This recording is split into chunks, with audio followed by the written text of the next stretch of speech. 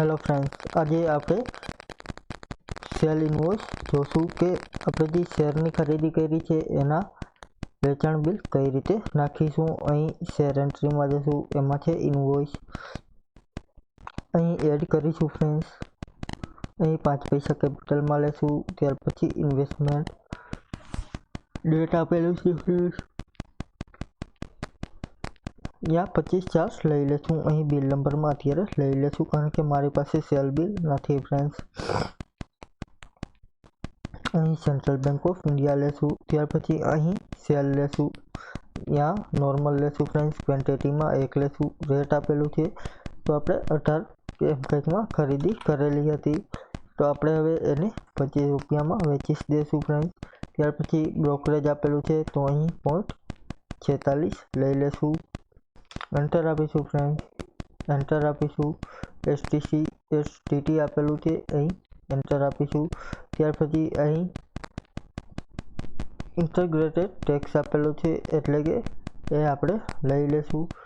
અહીં IGST તમારા મુજબ ફ્રેન્ડ્સ એ ફ્રેન્ડ કેલ્ક્યુલેશન કરીને તમારે લેવાનું રહેશે, અથવા તો બિલમાં આપેલું હશે એ તમારે લેવાનું રહેશે।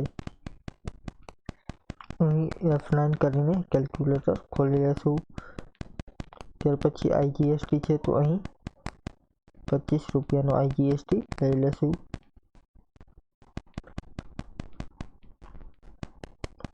$4.5 થશે।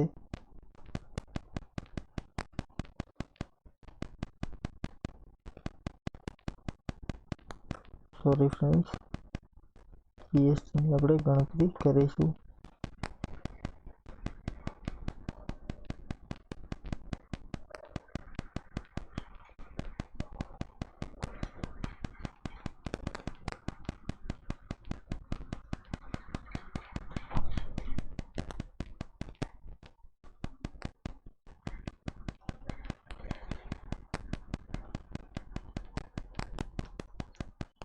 $3.81 ટેક્સ લેશું ફ્રેન્ડ્સ, એન્ટર આપીશું, અહીં ટેબ આપીશું।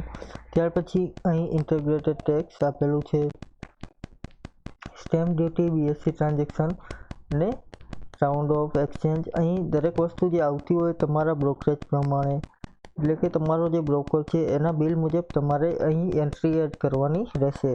અહીં ઓકે મારી પ્રિન્ટ આપી તમે એ જોઈ શકો છો ફ્રેન્ડ્સ। અહીં ઓકે,